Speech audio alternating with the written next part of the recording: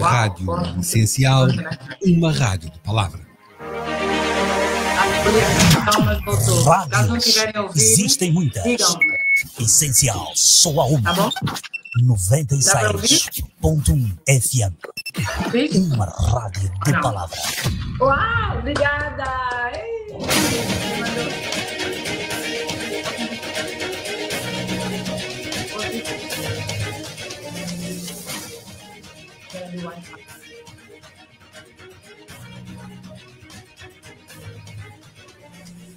Essencial entrevista com Edmo Pimentel.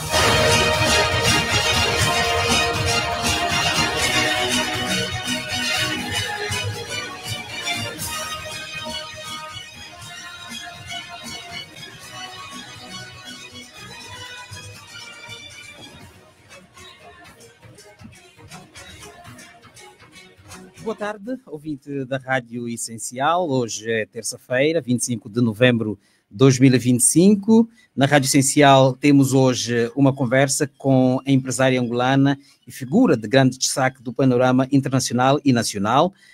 Está no centro de um processo judicial em Angola, ligado à gestão na Sonangol, onde é acusada de múltiplos crimes, incluindo peculato, burla qualificada, abuso de poder e branqueamento de capitais. Atualmente vive fora de Angola, um ponto que a própria empresária tem defendido, afirmando que nunca se recusou a cooperar com as autoridades angolanas, embora diga ter sido formalmente ouvida, não ter sido, no caso, formalmente ouvida neste processo até ao momento. Além disso, a sua defesa já pediu uma instrução contraditória, fase em que pretende apresentar provas e testemunhas para contestar as acusações. A instrução já foi marcada, mas sofreu adiamentos, o que tem sido usado pela empresária para questionar a imparcialidade e integridade do processo.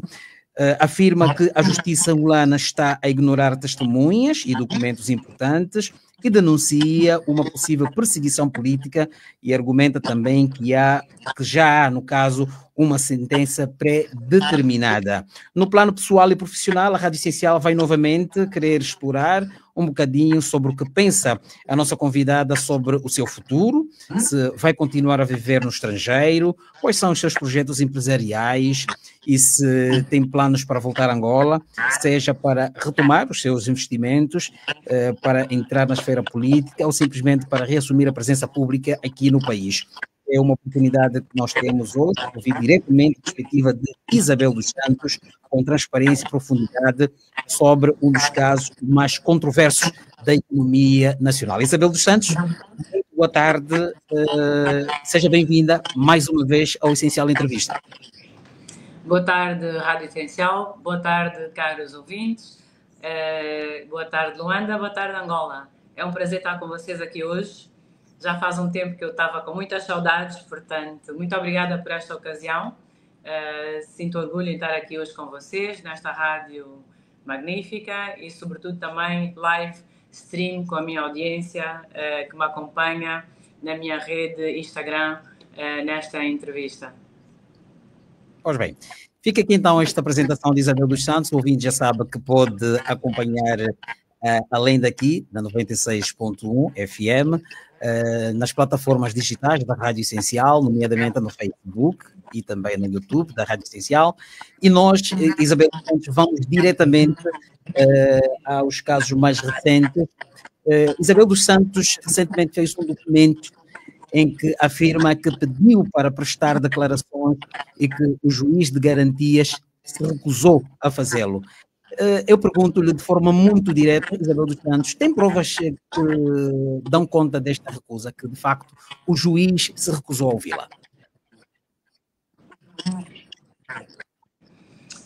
Olha, eu agradeço esta pergunta porque é exatamente um dos motivos que me deu a dar esta entrevista, um dos motivos que me levou a fazer essa entrevista foi efetivamente que depois de eu ter esperado quase 8 anos, e se me der só 2 minutos, eu gostava de talvez partilhar com alguns dos ouvintes que não conhecem a minha história, que não sabem o que é que está a acontecer comigo, que não sabem por que razão é que eu estou aqui hoje, só para explicar um bocadinho o contexto. Em 2015, portanto, estamos a falar há 10 anos atrás, nós estamos em 2025, a empresa Sonangol, que é a maior empresa de Angola, estava com muitas dificuldades. Tinha muitas dificuldades financeiras, porque o preço do petróleo estava muito baixo. E naquela altura o governo angolano sentiu necessidade de contratar-me, a mim, bem como algum grupo de consultores, para vir ajudar a transformar e a reestruturar a Sonangol. E nesse âmbito, eu sempre fui do setor privado, sempre trabalhei no setor privado, as minhas empresas vocês conhecem, eu criei várias empresas em Angola, criei o Candando, criei o Unitel, o Banco BIC, enfim, várias empresas em Angola, a ZAP, que vocês até hoje assistem, e eu nunca tinha trabalhado no Estado, nunca tinha trabalhado numa empresa estatal. Aliás, vou mais longe, até nunca tinha trabalhado com contratos do Estado, sempre trabalhei no ramo privado. Mas naquele momento, em 2015, perante o convite que me foi feito na altura pelo Dr. Armando Manuel, que era Ministro das Finanças, e pelo Dr. Deltrudes Costa, que hoje continua e é Ministro e Diretor do Gabinete do Sr. Presidente João Lourenço, perante o convite que me tinha sido feito e sabendo que a Sonangol estava numa situação muito difícil, eu aceitei. Deixei as minhas empresas e fui efetivamente trabalhar como consultora, primeiro para o Ministério das Finanças e depois como PCA não executiva. Trabalhei eu e ao meu lado trabalharam vários membros do Conselho de Administração, que felizmente são pessoas bem conhecidas, e nós fizemos um grande trabalho e fomos apoiados por um grupo de consultores. Em 2017, quando o Presidente João Lourenço entrou, ele, por uma perseguição política e sem mais nenhum outro motivo, resolveu efetivamente exonerar-me a mim e a minha equipa. Não porque a gente não apresentou resultados, mas porque ele tinha uma agenda política que era diferente. Eu vim a descobrir isto mais tarde, agora no processo, lendo os documentos, vim a descobrir que efetivamente havia ordens diretas do Presidente João Lourenço para me condenar, para me acusar de peculato e para confirmar que eu tinha feito... Vai falar, mas não posso deixar continuar sem fazer essa pergunta. Diz que mais tarde, na altura de transição da sua a entrada de João Lourenço para a presidência da República e a sua exoneração, Isabel dos Santos depois conseguiu perceber que havia documentos que provavam uma espécie de perseguição política. Que documentos são esses? Sim, no início, em 2017, portanto, nós fomos exonerados em novembro de 2017, no início não nos foi dada a razão pela exoneração. E mais tarde, aí há cerca de 2 anos atrás, há 1 ano atrás, quando finalmente eu tive acesso ao processo, porque é preciso perceber que todo este processo, tanto o processo de inquérito, como de investigação e até o processo jurídico que está feito até agora, está a ser conduzido em segredo de justiça. O que é que isto quer dizer, segredo de justiça? Quer dizer que eu não tenho acesso aos documentos. Mas em janeiro do ano passado, imagina, deram-me acesso só um dia, uma sexta-feira à tarde, para ver quase 10 mil páginas de documentos. Os meus advogados foram, felizmente, conseguiram consultar, não conseguiram consultar tudo, né? Porque era impossível, mas encontraram alguns documentos muito importantes. E um dos mais importantes foi que, exatamente no dia 1 de dezembro de 2017, o Presidente João Lourenço deu uma ordem, um despacho escrito, um despacho presidencial, a condenar-me de peculato. Quando nós o próprio Presidente, na qualidade de Presidente da República, é isso que está a dizer? Sim, é que a condenava? Na qualidade de Presidente da República, exatamente. O que normalmente nós sabemos que o Presidente da República não pode condenar ou determinar que alguém fez um crime. Isto tem que ser feito por um tribunal, não pode ser feito por um Presidente da República. E por que este documento foi publicado, Isabel dos Santos, diante das acusações? Pode repetir a pergunta? Não consegui ouvir. Porque diz que há um documento que é expresso que João Lourenço quase que a condenava. Por que esse documento não foi publicado? Bem, este documento não foi publicado porque o nosso regime quer fazer as coisas no escurinho do cinema, não é?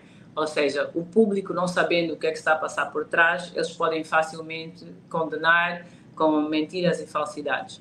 Mas acredito que este documento virá a público, sim, porque eu fui muito paciente, eu esperei quase 8 anos. 8 anos para para que fosse provado uma coisa que é muito simples de provar. Os consultores que estiveram na Sonangol prestaram os serviços, foram pagos. Ninguém precisa de 8 anos para provar uma coisa tão simples, principalmente porque foram mais de 100 consultores, foram mais de 100 pessoas. Eles estavam na Sonangol, ocuparam um andar inteiro, trabalharam com centenas de trabalhadores. Eles próprios reconhecem que estiveram lá, que prestaram os serviços, que foram pagos. Portanto, não há dúvidas em relação a isso. E quando eu percebi que esse processo estava a ser arrastado durante 8 anos, efetivamente, isto é uma perseguição política, não é um processo jurídico de algo que tenha ocorrido e que as pessoas não tenham prestado um serviço ou que haja alguma coisa fictícia. E agora, que me perguntou, e desculpe, vou voltar à sua primeira pergunta, em abril e maio deste ano, eu pedi ao juiz de instrução contraditória para ser ouvida. Eu escrevi uma carta, um requerimento, e pedi ao juiz do tribunal para ser ouvida, para prestar as minhas declarações, para mostrar as minhas provas. E a minha surpresa foi que esse pedido foi recusado. O juiz de garantias, portanto, que é um juiz que é suposto garantir que uma pessoa que é arguida possa prestar declarações, pura e simplesmente recusou o meu pedido. Eu recorri e voltei a pedir outra vez, voltei a pedir uma segunda vez. Esta recusa ele recusou a segunda vez. Foi feita por via de um documento, foi feita de que forma? Por um documento. Portanto, eu fiz um requerimento escrito a pedir para ser ouvida, para prestar declarações. O juiz respondeu de forma escrita que negava o meu pedido para prestar declarações. Eu voltei a fazer um segundo requerimento, outra vez para pedir para prestar declarações, e ele voltou a negar, e mais, pediu para retirar do meu processo estes 2 pedidos que eu fiz de prestação de declarações. Portanto, eu sempre quis participar com a justiça, sempre fui aberta em relação a todo o processo da minha gestão na Sonangol. Aliás, é uma coisa que eu vou partilhar a partir de agora bastante, que trabalho que eu fiz na Sonangol, que trabalho que foi feito.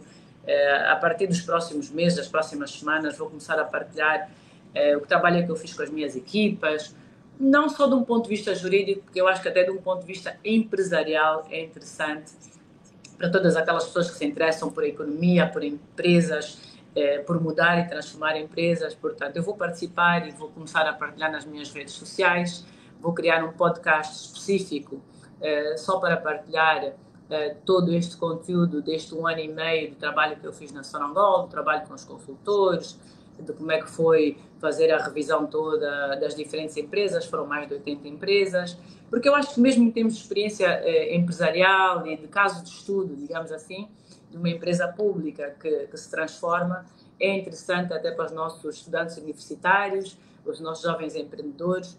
E por que só agora, Isabel dos Santos, com alguma informação que tem que possa defendê-la, por que só agora, quase 8 anos depois, é que decide começar a divulgar esses documentos que eventualmente possam proteger e jogar a seu favor? Olha, durante 8 anos eu fiz fé de esperar que o presidente João Lourenço parasse esta perseguição política e parasse esta vingança muito pessoal dele em relação à minha pessoa, que eu acho que hoje já não há dúvida, porque a quantidade de mentiras que foram tecidas e a quantidade de provas que existem, ao contrário, são muito altas. E quando eu vejo que, apesar de eu ter... Vou dar um exemplo simples. Eu, de boa fé, porque eu sou angolana, eu acredito em Angola, eu acredito que nós merecemos um país bom, um país melhor, eu apresentei 73 testemunhas. O juiz apenas aceitou 7. Das 73, o juiz apenas aceitou 7 testemunhas. Mas alguma razão? Foi explicada alguma razão para que isso acontece? Nenhuma razão. As 7 testemunhas, felizmente, foram ouvidas e eu estou muito grata a estas pessoas por terem sido pessoas honestas, sobretudo, e que não faltaram com a verdade. E todas elas confirmaram exatamente o que eu tenho vindo a dizer durante 8 anos. Que houve trabalhos de transformação na Sonangol, houve o projeto Sona Light, houve o projeto Sona Plus, foram 2 projetos de transformação da Sonangol, houve o projeto Somos Energia, e em seguida houve todo um trabalho, todo um conjunto de reestruturação e de melhoria e de mais eficácia na empresa. Tudo isto com o apoio das melhores empresas de consultoria do mundo. A Boston Consulting Group, a Pricewaterhouse, a McKinsey. Portanto, isto são empresas globais, são líderes mundiais que trabalham com Coca-Cola, que trabalham com a DHL, que trabalham com a McDonald's, trabalham com a Google. Isto são as maiores empresas de consultoria do mundo. E estas empresas estiveram ao lado da minha administração, ao meu lado e ao lado dos meus administradores, todos, direto à Sonangol, para tornar a Sonangol mais eficaz e mais eficiente e, sobretudo, tirar a empresa de uma situação muito, muito difícil que ela estava naquele momento. Estamos a falar de junho de 2016. Só para ter uma ideia, naquela altura o preço do petróleo era $28. Hoje o preço do petróleo é 80. Então, estamos a falar de $28 por barril, 2016, comparado com $80 agora em 2025. É uma situação completamente diferente, a empresa tinha muitas dificuldades e nós fizemos um grande trabalho. E eu estou muito grata a todos os colaboradores da Sonangol que trabalharam comigo na altura. E Isabel dos Santos tem provas consistentes que dão conta de que houve um trabalho que foi feito e, entretanto, tem provas que possam defendê-la, ainda assim o juiz de garantias não quer ouvi-la. Consegue dizer, os seus advogados autorizam que possa dizer que o nome do juiz que se propôs ouvi-la? Olha, o que eu fiz do meu lado foi eu apresentei as provas em tribunal, apresentei as atas do Conselho de Administração da Sonangol, apresentei os relatórios dos consultores, apresentei as transferências bancárias dos pagamentos efetuados aos consultores. Os próprios consultores estiveram em tribunal, confirmaram que fizeram os trabalhos, confirmaram que foram pagos, confirmaram que pagaram os impostos. Do meu lado eu apresentei tudo e fiquei muito chocada porque o juiz de garantias pura e simplesmente desprezou todas as provas e ignorou e desprezou todas as testemunhas sem exceção. Quem é o juiz? Incluindo, desprezou o testemunho de uma pessoa por quem eu tenho muito respeito e consideração, que é o engenheiro Paulino Jerónimo, que é hoje, portanto, o chefe da ANPG, portanto, da Agência Nacional de Petróleos, e que inclusive foi condecorado pelo Sr. Presidente da República. O engenheiro Paulino Jerónimo foi condecorado nos 50 anos, como foi também um outro administrador que trabalhou comigo, o administrador Edson Santos, também foram condecorados pela ocasião dos 50 anos. Ou seja, as pessoas que foram membros da minha equipa, que trabalharam comigo e que tomaram muitas destas decisões, estão a ser condecoradas pelo Sr. Presidente da República, enquanto que eu, por outro lado, continuo a ser perseguida por questões completamente falsas, por mentiras. Do seu ponto de vista, Isabel dos Santos, as pessoas que faz aqui a menção também deviam estar a ser ouvidas neste processo. E foram ouvidas como testemunhas. Até o momento, digo, a semelhança do seu caso. Foram ouvidas como testemunhas. Foram ouvidas como testemunhas e confirmaram que sim, que os trabalhos foram realizados, que, por exemplo, na questão do aumento dos salários da Sonangol, que foi uma decisão do Conselho de Administração, que foi aprovado, que na questão dos impostos, que os impostos foram pagos, que não havia impostos devidos ao Estado angolano pela Sonangol na altura em que nós fomos exonerados, foram ouvidos, só que o juiz ignorou tudo, desprezou tudo. Não pôs uma única frase, não pôs uma única palavra, zero, do que disseram as testemunhas. O despacho de pronúncia não tem uma única palavra, não tem única frase ou de uma prova ou de um depoimento de uma testemunha. Ou seja, é uma manipulação completa do regime político que instrumentaliza o juiz para ter o fim e dar uma sentença pré-determinada que o presidente João Lourenço já escolheu e que deu ordens superiores para ser executado. Quero dizer o nome do juiz que se recusou a ouvi-la? Eu não sei se eu posso ou não dizer o nome do juiz, para ser sincera. Porque é um documento que está a seguir os seus trâmites, aliás, diz isso publicamente. Não creio que haja algum problema em dizer quem é o juiz que se recusa a ouvi-la quando existem provas consistentes do seu lado que lhe permitem até dizer que está a ser perseguida pelo Presidente da República. Isso eu posso dizer com bastante certeza. Como eu disse, eu tenho o despacho do Presidente da República assinado, afirmando que eu cometi peculato, assinado a 1 de dezembro de 2017. Portanto, esse despacho eu tenho em posse, está assinado pelo Presidente João Lourenço, e esse eu posso confirmar. Quanto ao nome do juiz, como digo... Não foi aconselhado ainda divulgar esse documento em que João Lourenço determina a sua sentença?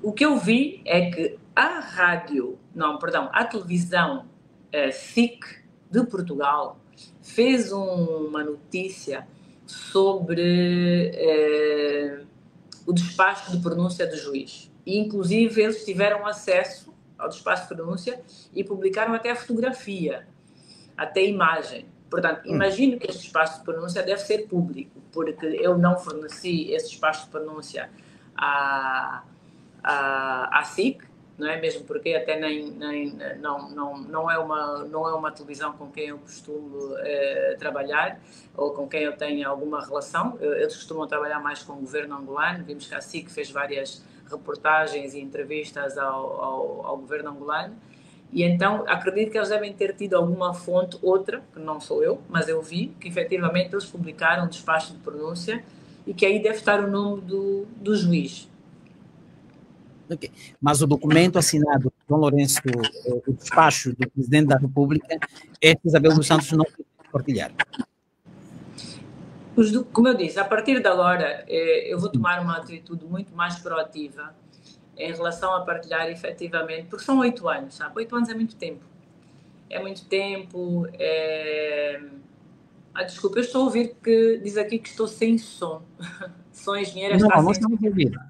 Nós estamos a ouvir, mas a minha rede não me está a ouvir. They say I have no sound. Nós estamos a ouvi-la perfeitamente. Eventualmente, no programa deve haver o som melhorou, não sei se o som está a ocorrer, porque eu vi que a minha rede começou a baixar, acho que as pessoas começaram a ligar porque eu estava sem som. O som, minha querida, o som, Rádio Essencial, vão ao YouTube, não tem som. Uau. Isabel dos Santos, nós conseguimos, o nosso técnico aqui das redes sociais dar conta que aqui, na nossa comunicação, está tudo bem, mas o problema é da sua comunicação no Instagram. Podemos continuar, Isabel dos Santos? Podemos continuar, sim, senhora. Sim, eu ia perguntar-lhe, por que razão é que acha que, porque que um juiz formalmente responsável pela legalidade de um processo teria interesse em silenciar? Eu acho que o juiz está às ordens, a ordens superiores. Acho que a nossa justiça em Angola é instrumentalizada. Porque eu quero explicar uma coisa ao público que é importante, e peço desculpas se me der só um minuto, porque efetivamente não quero também deixar os meus seguidores sem verem este live, porque recebi muitos pedidos. É só um segundo, vou voltar a conectar-me. Enquanto Isabel dos Santos melhora a condição sonora das suas plataformas, importa recordar que é a nossa convidada de hoje, aqui na Essencial Entrevista.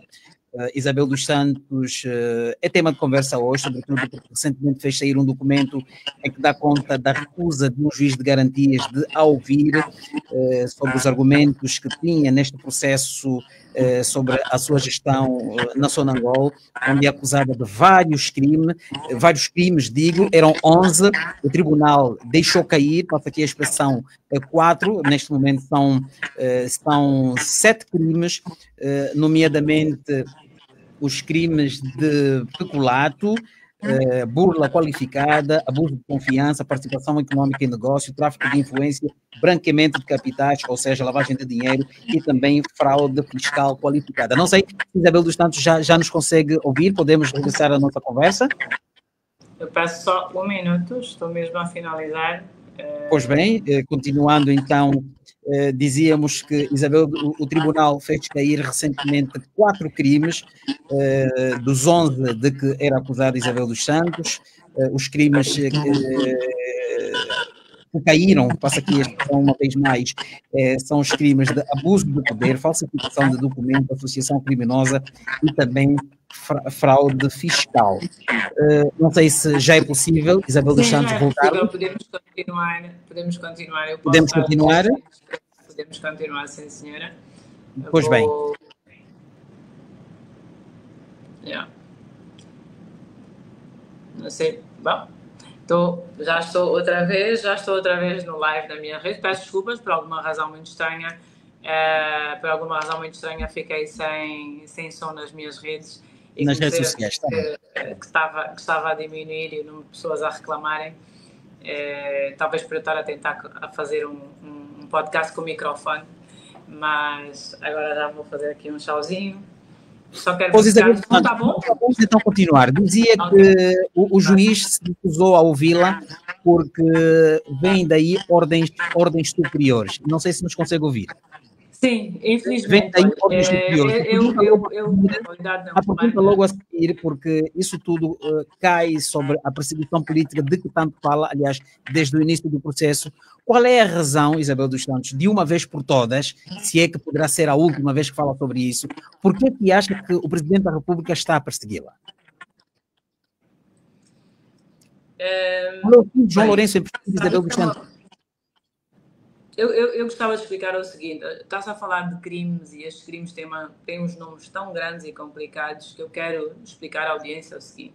Primeiro, eu quero explicar à audiência que aquilo que está em tribunal hoje, que a PGR tenta me acusar, não tem nada a ver com as minhas empresas Unitel, Banco BIC, BFA, ZAP, Só quero esclarecer isso, eu peço só um minuto porque é importante, porque eu recebo tantas vezes essa pergunta. Ou seja, não tem a ver com nada, que há dúvidas que eu tirei erário público para construir essas empresas, não tem nada a ver. Mesmo porque estas minhas empresas foram construídas muito antes de eu ir para Sonangol. Não tem nada a ver. Sobre as suas empresas, Santos, nós vamos falar também sobre isso um pouco mais lá para frente. Mas eu gostava mesmo que respondesse na sequência da conversa que vínhamos tendo. Diz que o juiz se recusou. Um juiz, não quero dizer o nome, não sei por que razão também. Eventualmente Isabel dos Santos tem medo, não sei. Vai poder dizer. Eu posso explicar. A razão é simples. Nós temos uma lei em Angola que tem um quadro legal chamado segredo de justiça. De justiça. Exatamente. Portanto, quando um dossiê ou um processo foi consagrado em segredo de justiça, as partes que fazem parte do processo não podem divulgar certos elementos sobre o risco de violarem o segredo de justiça. Violar o segredo de justiça é crime. Portanto, não é uma questão que eu tenha medo. Deixa-me acabar. Não é uma questão que eu tenha medo, mas eu respeito a lei. Eu respeito a lei porque eu acho que a lei é fundamental em qualquer sociedade para nós vivermos bem. E hoje uma das coisas que preocupa é que, efetivamente, os nossos tribunais e os nossos juízes não respeitam a lei. Mas, apesar disso acontecer, eu continuo a ser um cidadão que respeita a lei e que acredita. E eu não revelar, talvez, algum dos detalhes ou algumas das perguntas que me está a fazer, tem a ver, efetivamente, que o processo hoje segue sob segredo de justiça. Mas a justiça certamente não impede. Desculpe. Sim, mas a justiça certamente não impede que nos responda. Por que acha que João Lourenço está a perseguir assim Isabel dos Santos? Qual é a razão? Claramente, porque neste caso já não estamos a falar de uma questão de justiça, nem de uma questão jurídica, mas sim de uma questão política. E é uma questão política profunda. O presidente João Lourenço não tem perseguido só a mim. Dentro da minha família, já perseguiu o meu irmão José Filomeno, de igual modo a minha irmã Velvicha dos Santos, mais conhecida por Xizé, que foi deportada e que foi injustamente expulsa do Parlamento sem razão alguma. Portanto, isto é uma senda do presidente João Lourenço que eu acredito que tem a ver com o legado do presidente José Eduardo Santos. Acho que o presidente João Lourenço teima até hoje em destruir o legado do presidente José Eduardo Santos. Nós vimos isso na condecoração das medalhas, o papel que foi dado a José Eduardo Santos, apesar de ser o arquiteto da paz e um dos pais da nação. Eu digo um dos pais porque o Dr. Agostinho Neto também é um pai da nação, para mim são pais da nação, ambos são, e vimos que há, da parte do Presidente João Lourenço, uma vontade muito grande, e acredito também dentro da ala que ele defende, dentro do próprio MPLA, em apagar este legado. E eu acho que é a partir disto que ele desencadeia. Diga-me. Porquê? Por que acha que há uma vontade deliberada do presidente João Lourenço em apagar o legado de José Eduardo Santos? Muito, talvez, no sentimento de algum rancor pessoal. Mas há razões? Estas razões têm que ser perguntadas mais a ele do que porque é difícil encontrar um racional, mas sobretudo na conquista do poder e na manutenção do poder. Porque o José Eduardo Santos, o presidente José Eduardo Santos, tem um legado de paz e sobretudo tem um legado muito importante que eu quero aqui realçar hoje, que é de uma transição política pacífica. Ou seja, é uma pessoa que respeitou a Constituição e aceitou as eleições, promoveu as eleições, não alterou a Constituição para continuar no poder em 2017 nem em 2022, pelo contrário. Mas alterou em 2010. Sim, em 2010 nós tivemos uma alteração constitucional. Aliás, em 2010 foi quando a nossa Constituição foi consagrada. Pois. A nossa Constituição começa em 2010. E sim, concordo com isso. Porque essa alteração também, de uma forma, beneficiou o presidente Eduardo Santos. Bem, o beneficiar do ponto de vista político para a continuidade da gestão do partido da altura beneficiou o partido do MPLA, sem dúvida, ao partido no seu todo. Não beneficiou uma pessoa em particular. Mas acho que, sobretudo, também foi um benefício para a nação. Porque eu, honestamente, vou rebater as ideias de quem diria que em 2010 Angola estava pronta para uma transição política quando tinha acabado de sair da guerra em 2002 e 2006 e ainda se encontrava com as instituições extremamente frágeis. Portanto, todos os países têm que ter um tempo para se consolidar, para criar leis, para criar instituições mais fortes e efetivamente implementar um Estado democrático de direito. Angola levou o seu tempo, é normal. Eu não sou política, portanto eu quero aqui ficar bem claro que qualquer exigência que me venha a ser feita nesta entrevista do legado político que haja do MPLA, estas perguntas têm que ser colocadas às pessoas que fizeram e que tomaram essas decisões. Eu não fiz parte delas. Em 2010 eu era uma pessoa muito jovem, era uma criança. Portanto, não fiz parte dessas decisões. Isabel dos Santos é mais velha que eu e eu, no entanto, não era criança na altura. Mas deixa-me... Sim, mas olha, mas eu duvido que na altura você já tivesse idade de votar. Porque se você já tivesse idade de votar nessa altura, quer dizer que você é mais velho que eu. 2010? Porque eu em 2010 não tinha idade de votar. 2010? E nem tinha idade de ser ministro. E, aliás, nunca fui ministro. Isabel dos Santos, nunca fui ministro. 2010, Isabel dos Santos não tinha idade de votar. Nunca fui em nenhum lugar de chave ou de importância no MPLA e nunca fiz parte das decisões da lei do nosso país.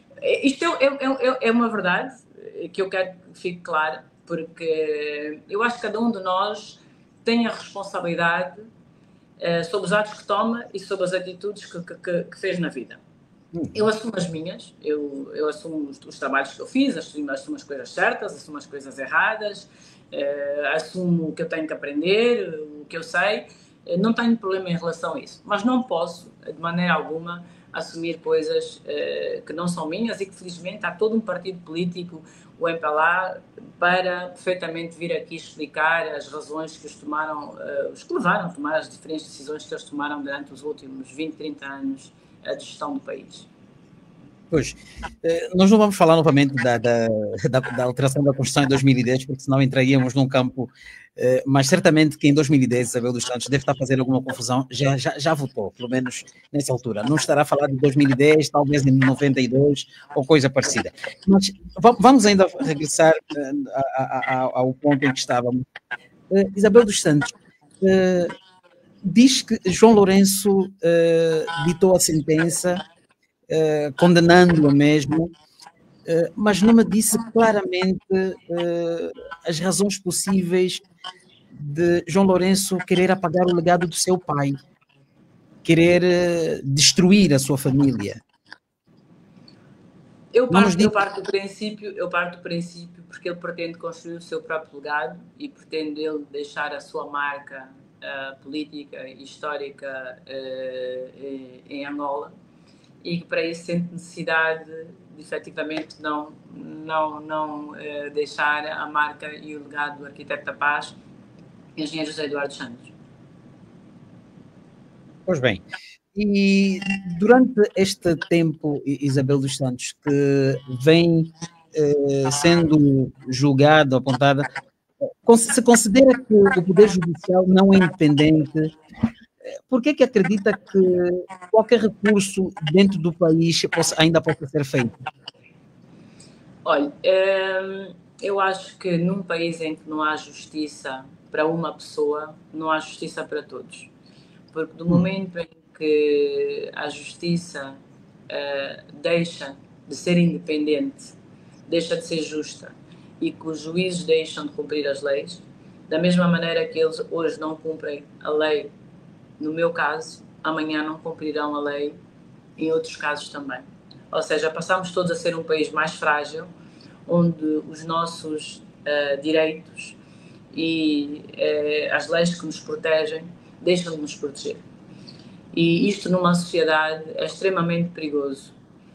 Eu digo que é perigoso porque nós já vimos que as ditaduras, os regimes autoritários, a primeira coisa que fazem é efetivamente instrumentalizar a justiça, fazer com que a justiça não funcione e dessa forma a sociedade e os direitos civis tornam-se muito, muito mais frágeis. Isabel dos Santos, há uma narrativa, há uma corrente que também defende que a sua nomeação na Sonangol também foi um ato político. Quando considera que as decisões agora do tribunal são políticas, não está a dizer isso porque é uma situação que está em seu desfavor, quando a sua nomeação também terá sido por razões políticas? Bem, a minha nomeação na Sonangol não foi por razões políticas, por uma questão muito simples, porque eu efetivamente não fazia parte, e como digo, nunca fiz parte dos órgãos políticos do país, não fazia parte do Bureau Político, não fazia parte do Comitê Central. Portanto, a minha nomeação na Sonangol tem a ver com o meu percurso como empresário, o facto de eu vir do lado privado, portanto, do setor privado, da atividade privada, de ter construído várias empresas e que a Sonangol precisava de uma pessoa capaz de reestruturar, de um ponto de vista, a gestão da empresa. Para mim, a gestão de uma empresa não pode ser política. Portanto, qualquer pessoa que venha defender, vamos colocar um político à frente de uma empresa, muito bem. O político à frente de uma empresa pode ser, talvez, para desenvolver relações institucionais, para fazer networking, para fazer lobbying. Mas um gestor não é por cariz uma pessoa política.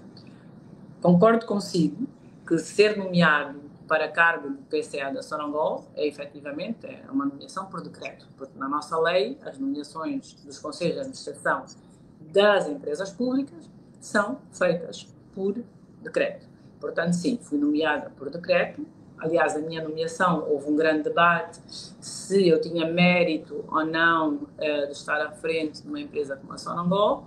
Esta questão foi, inclusive, vista pelo Tribunal Supremo, na altura, e o Tribunal Supremo, depois de vários meses de análise, etc., emitiu um acórdão que foi assinado unanimamente por todos os juízes, reconhecendo que a minha nomeação não tinha ilegalidades e que era uma nomeação por mérito.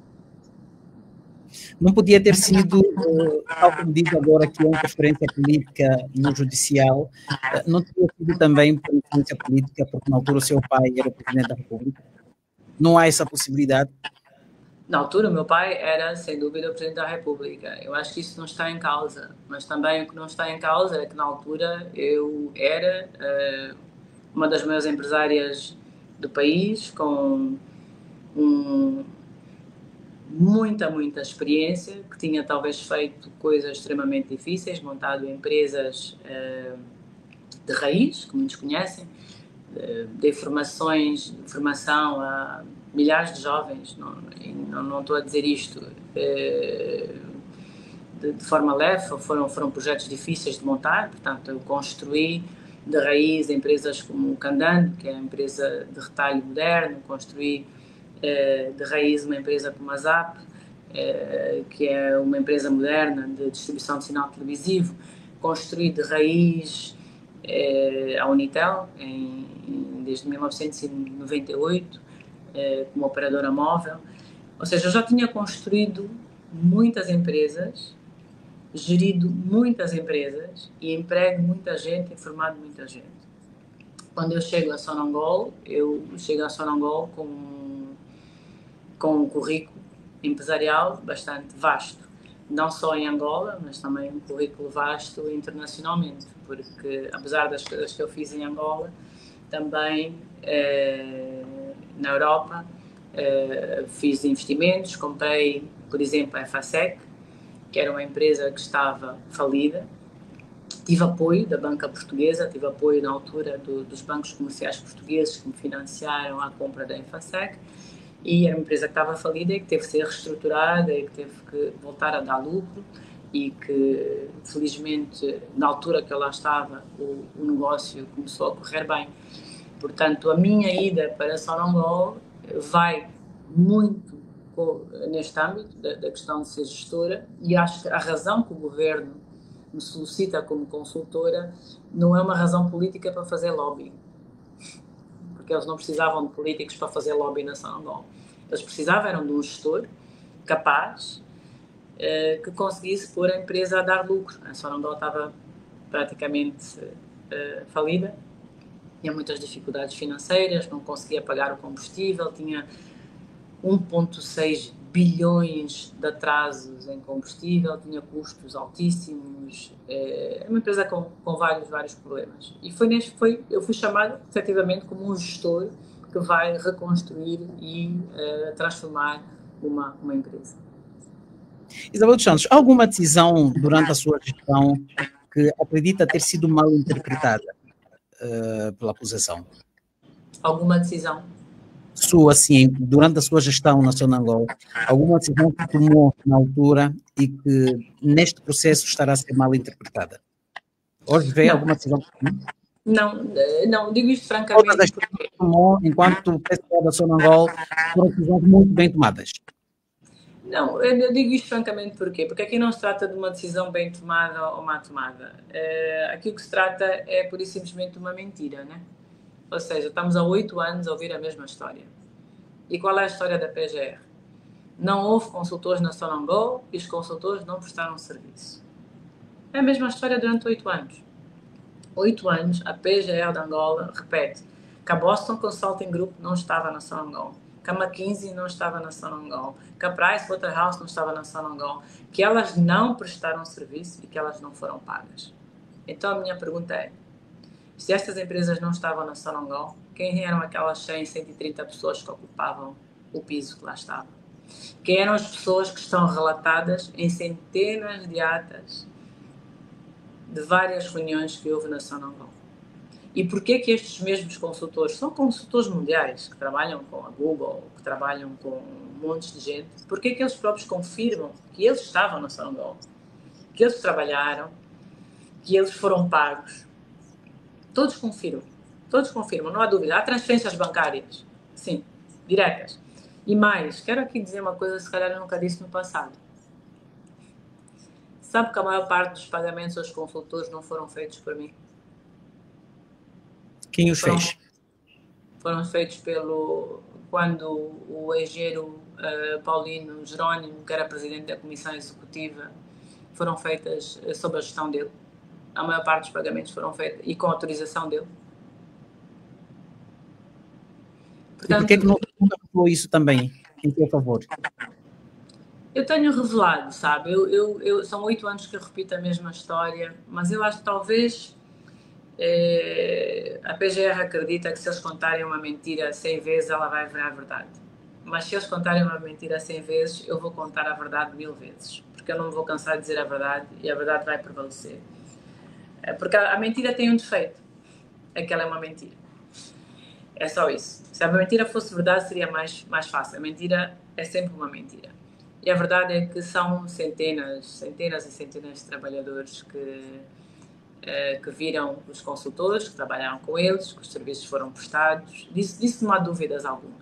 Não há dúvidas. Agora é preciso perceber o porquê que a PGR, durante 8 anos, continua a insistir nesta mesma história e continua a querer levar, inclusive, esta história a julgamento. Isto é que é o mais incrível, é querer levar esta história a julgamento, querer fazer um julgamento onde o juiz ignora todas as provas e ignora todas as testemunhas. Bom, se isto não é perseguição política, realmente não sei definir então o que é uma perseguição política. Isabel dos Santos é acusada de, digo assim, de 11 crimes. O tribunal fez cair recentemente 4. Diz que tudo é uma mentira. Nada de que é acusada para si constitui alguma verdade. Ou seja, Isabel dos Santos não cometeu absolutamente nada diante do que está a ser dito pelo tribunal. Exato. É tão simples como isso. E para poder ajudar as pessoas a perceberem melhor porque é que eu digo isto, eu vou dizer exatamente das 4 coisas que eu sou acusada. Eu sou acusada de 4 coisas, de 4 factos. Primeiro, sou acusada que não houve consultores na Sonangol e que eles não prestaram serviço e que o dinheiro foi para mim e que não foi para pagar os consultores. Esta é a primeira acusação. Segunda acusação, sou acusada de que se aumentou os salários na Sonangol e que estes salários não havia conhecimento e que não estavam registrados na contabilidade. O que é uma mentira. Os salários estavam registrados na contabilidade, os contratos, tanto de trabalho como os contratos dos administradores, de mandatos, foram feitos pelo departamento jurídico, pela direção jurídica da própria Sonangol e pela própria direção de recursos humanos, e todos os pagamentos foram feitos das contas da Sonangol, via bancária, para os diretores e para todos os administradores. Todos receberam salários, todos pagaram impostos. Tudo isto está relatado nas contas da Sonangol, que foram aprovadas tanto pelo Ministério das Finanças como pelo Ministério dos Petróleos. Portanto, isto é a segunda acusação, salários. A terceira acusação que me fazem é de não ter pago o imposto que a Sonangol devia ao Estado em 2017. Bem, para aqueles que são empresários, sabem que os impostos são calculados a dia 31 de dezembro de 2017. Eu fui exonerada em novembro de 2017. Ou seja, quem tinha que pagar este imposto de 31 de dezembro de 2017 foi o meu sucessor. Foi Carlos Saturnino. Portanto, este imposto que eu sou acusada de não ter pago, mesmo que eu quisesse ter pago, eu não poderia como ter pago, porque eu em novembro já não estava na Sonangol. Eu fui exonerada em novembro. E os impostos são pagos a 31 de dezembro. O ano fecha 31 de dezembro e podem ser pagos até março. Portanto, isto é a minha terceira acusação, impostos. E a quarta acusação é que uma empresa chamada Monjasa seria do meu esposo, ou relacionada ao meu esposo, e que eu teria vendido a esta empresa petróleo ou produtos derivados de petróleo a um preço mais barato. Ora, esta empresa Monjasa é uma empresa internacional, global, que não tem nada a ver comigo ou com o meu marido. É uma empresa com 50 escritórios no mundo todo, é conhecida no mundo todo, é uma trader internacional. O contrato assinado entre a Monjasa e a Sonangol é assinado entre Monjasa e Sonangol Hong Kong, não Sonangol EP. Quem assina por Sonangol Hong Kong é Sandra Júlio. Assina em representação da Sonangol Hong Kong. Quem assina em representação da Sonassi, em Angola, é a esposa do Carlos Saturnino, doutora Filomena. Ou seja, em nenhum lado eu estou envolvida nesse negócio. Em nenhum lado eu tenho nada a ver com este negócio. Nem sou dona, nem meu esposo é dono da Monjasa, porque é uma empresa internacional, global. Os acionistas estão todos listados na página. Portanto, é uma empresa internacional que nada tem a ver connosco. E, por outro lado, quem assinou os contratos foi Sandra Júlio, por Sonangol Hong Kong. Portanto, Sandra Júlio é uma senhora que representa a Sonangol em Londres, já há mais de 20 anos. E a doutora Filomena, que é a esposa do Carlos Saturnino. Portanto, é um contrato que não tem nada a ver comigo. Então, só vou rapidamente recapitular. Sou acusada de 4 coisas. Primeiro, que não houve consultores, que os trabalhos de consultores são fictícios. Segundo, de aumento de salários. Terceiro, não pagar impostos. E quarto, da Monjasa. Todas estas 4 acusações são falsas e são mentiras. E o que é que tem a dizer sobre o peculato, abuso de confiança, que são outros crimes também, e tráfico de influência, que são alguns dos crimes de que é acusada neste processo? O que é que diz? Portanto, um peculato que a PGR diz é o não terem existido serviços de consultores prestados a Sonangol. Ou seja, a teoria do procurador, da procuradoria, é que houve peculato porque não houve consultores na Sonangol, não houve serviços prestados na Sonangol e aquele dinheiro foi desviado. Essa é a acusação do peculato. Ok. Entende? A acusação de abuso de confiança ou tráfico de influência, eu não percebo muito bem qual é, porque infelizmente a PGR também não explica muito bem na acusação que faz, mas possivelmente pode ter havido com salários. Não sei, porque a acusação da PGR também não é nada clara, é muito, muito difícil de entender. Eventualmente o facto de ser, na altura, presidente e usar disso para benefício próprio. Bem, eu como presidente do Conselho de Administração, não executivo, o único benefício que tive era salário, obviamente, carro, enfim, os benefícios normais ligados à posição de presidente do Conselho de Administração. Não tive nenhum outro benefício para além desse. Acredito que eles querem, talvez de alguma forma, usar o tráfico de influência para tentar sustentar uma teoria de alguma influência minha como filha de presidente, etc. Tenho notado muitas vezes que eles referem muitas vezes a filha de presidente, filha do ex-presidente, etc. Mas eles também não são muito claros de como é que este tráfico de influência efetivamente aconteceu, mesmo porque eu não trafiquei influência para ser PCA da Sonangol, não foi, eu fui nomeada para PCA da Sonangol a convite, eu lembro-me que o convite me foi feito pelo doutor Eduardo Costa e pelo doutor Armando Manuel, que na altura me convidou para ser consultor, portanto, e é um decreto, não tem como ser eu a decidir. Não fui eu que decidi que os consultores da Boston, da McKinsey, da Price deviam vir ajudar o governo angolano. Pelo contrário, foi uma solicitação do governo angolano que queria reajustar e reestruturar o setor petrolífero, sobretudo a Sonangol, tornando mais eficaz. Portanto, não é uma decisão minha, é uma decisão do governo. Basta ver que está espelhada no próprio decreto.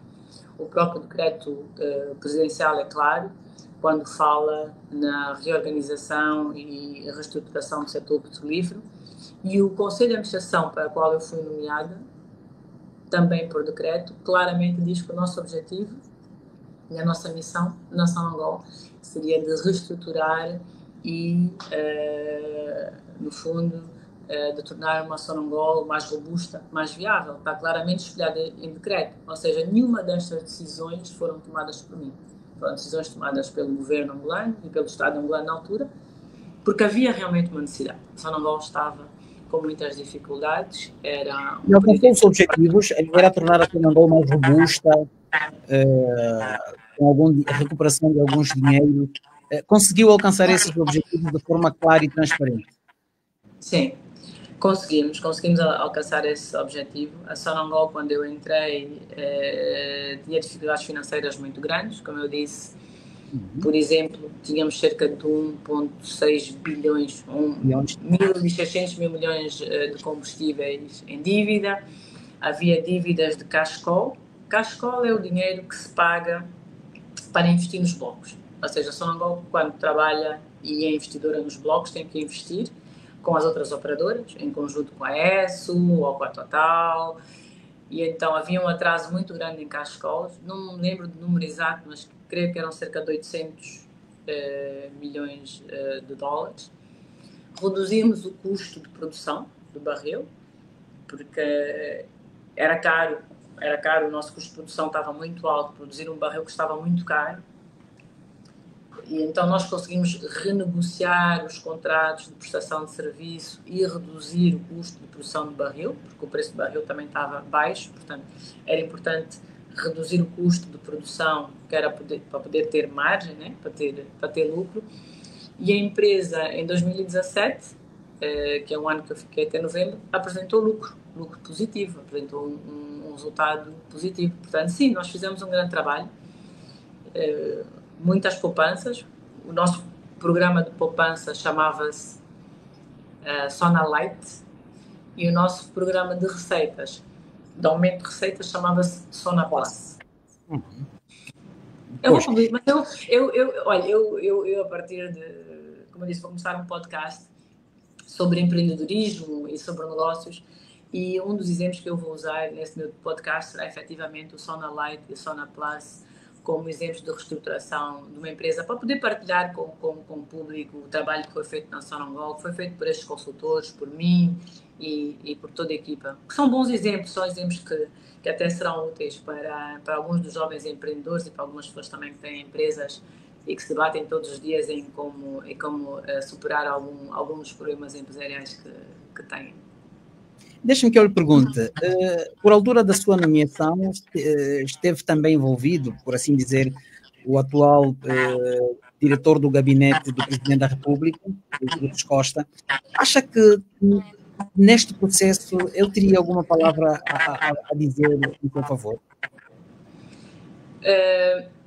Quando o Estado, o governo angolano, decidiu que a Sonangol precisava de ajuda, portanto, isto foi digamos em finais de 2015, criou um comitê, uma comissão de avaliação e de reajustamento do setor petrolífero, e criou um comitê.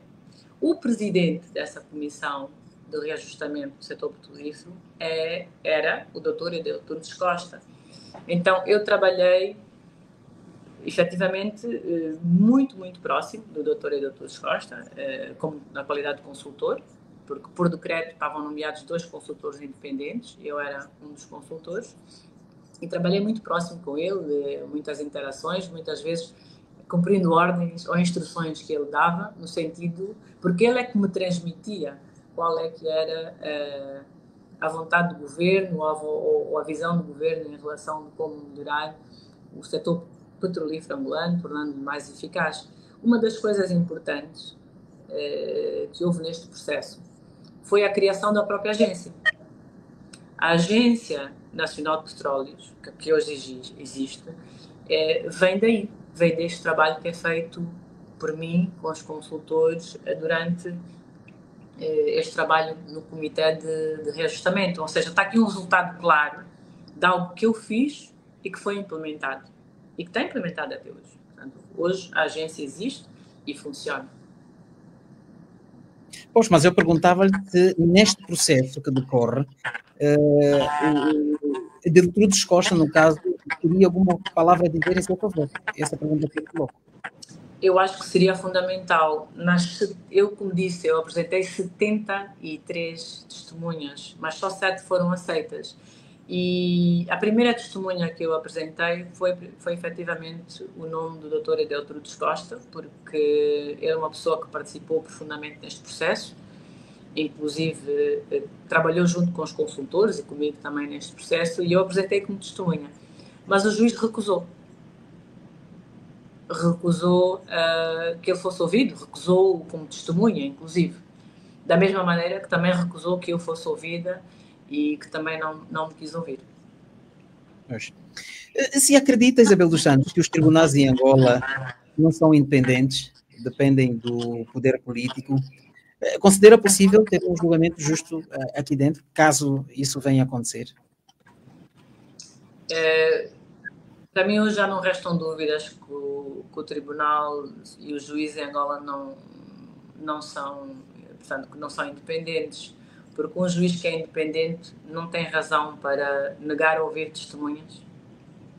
Um juiz que é independente não tem razão para negar ouvir o que eu tenho que dizer, as minhas declarações como arguida. A lei diz que ninguém pode ser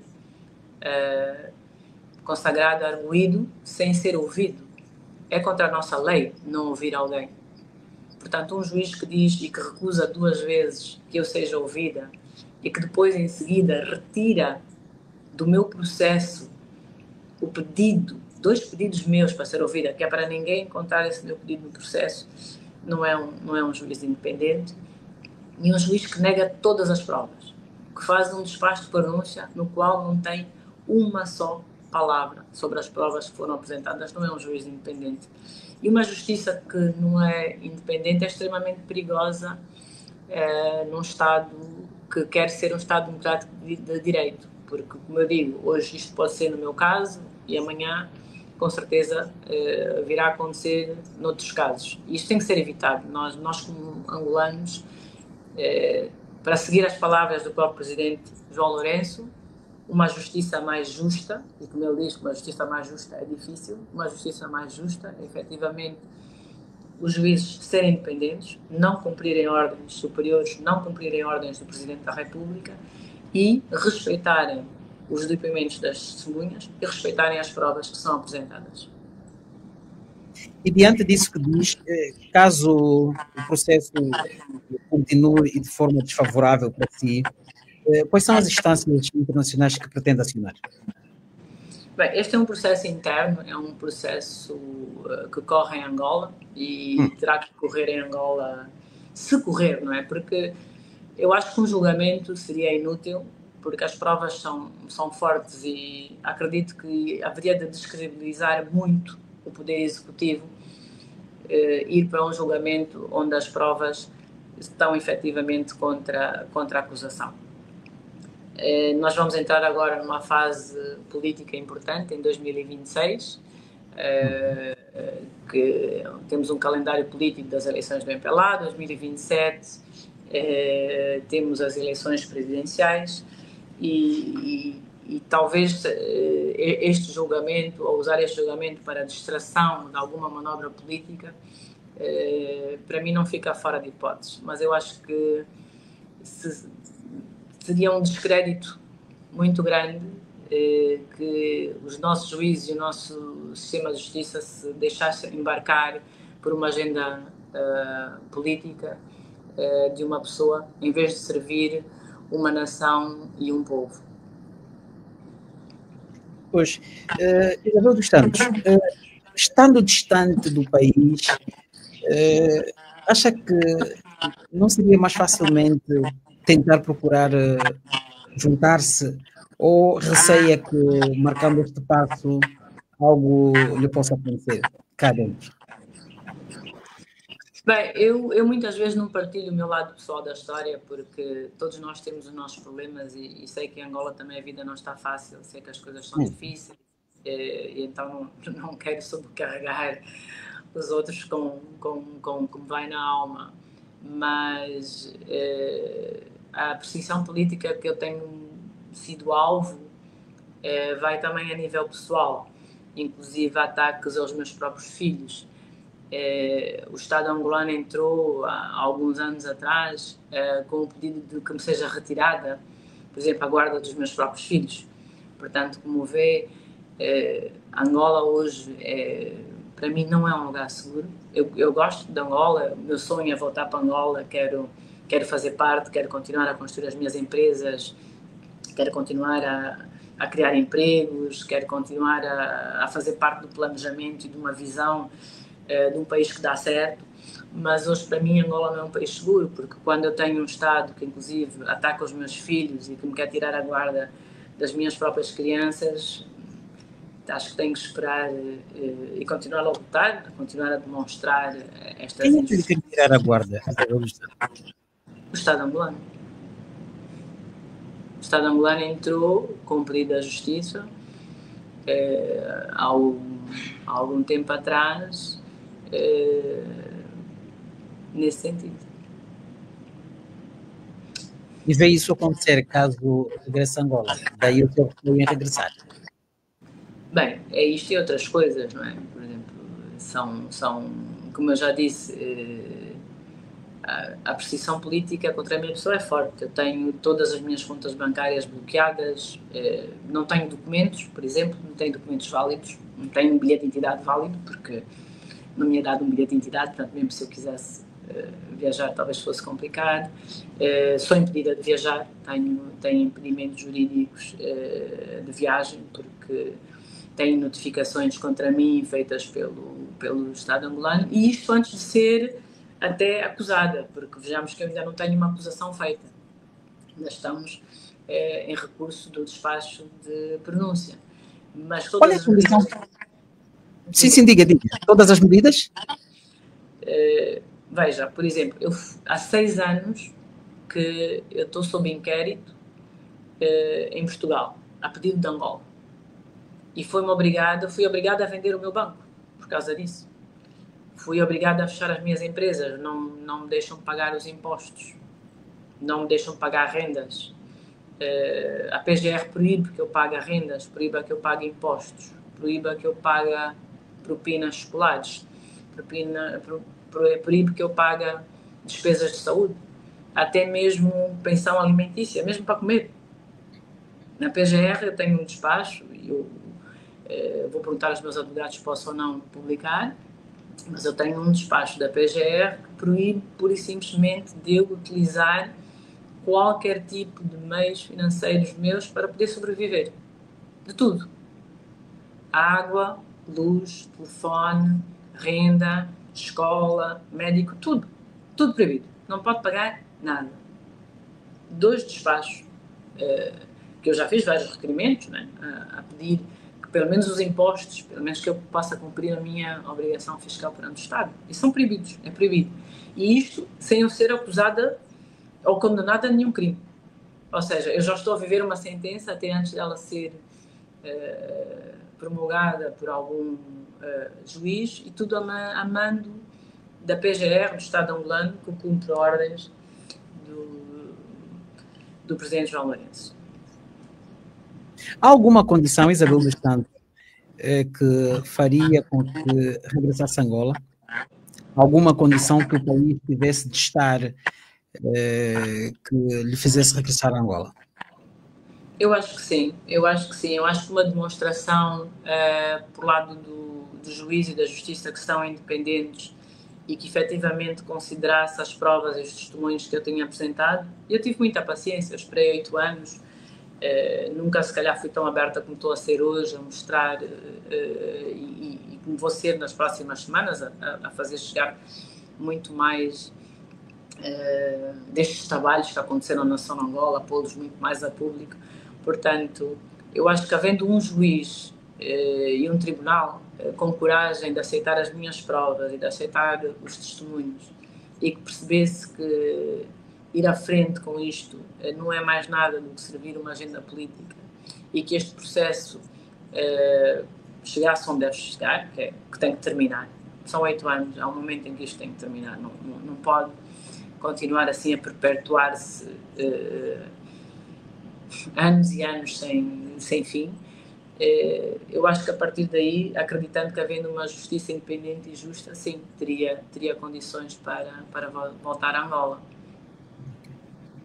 Quando foi exonerada, Isabel dos Santos, ainda efetuou alguns pagamentos, certo? Recorda-se deste pacto. Eu pergunto-lhe se agora, quando olha para trás, se arrepende de ter feito estes pagamentos, mesmo depois de ter sido exonerada? Eu acho que há aqui alguma, digamos assim, eu não fiz pagamentos depois de ter sido exonerada. Nós fizemos a gestão corrente conforme a lei nos permite fazer, conforme a lei do gestor público nos permite fazer, até ao fim do meu mandato.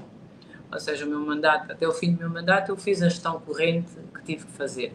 E nessa gestão corrente eu fiz vários pagamentos, tomei várias decisões, mas a nível de gestão corrente, ou seja, apenas coisas que já tinham sido aprovadas.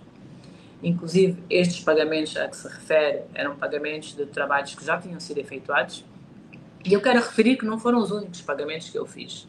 Mas já tinha sido exonerada. Por que, mesmo sendo exonerada, procedeu aos pagamentos? A nossa lei é simples. A lei do gestor público ela é bastante simples. Nós mantemos em funções até a passagem de pastas, até a cessação de mandato. E durante esse período, uma empresa continua a trabalhar e continua a fazer os pagamentos e continua a dar ordens normalmente, desde que seja parte da gestão corrente. E quero só fazer uma ressalva.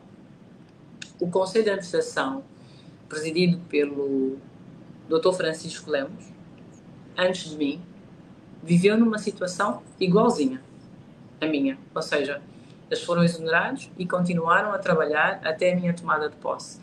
E entre o período em que foram exonerados e até a tomada de posse, continuaram a fazer pagamentos e continuaram com a gestão corrente da empresa. Porquê? Porque isto é legal, isto é o que manda a lei.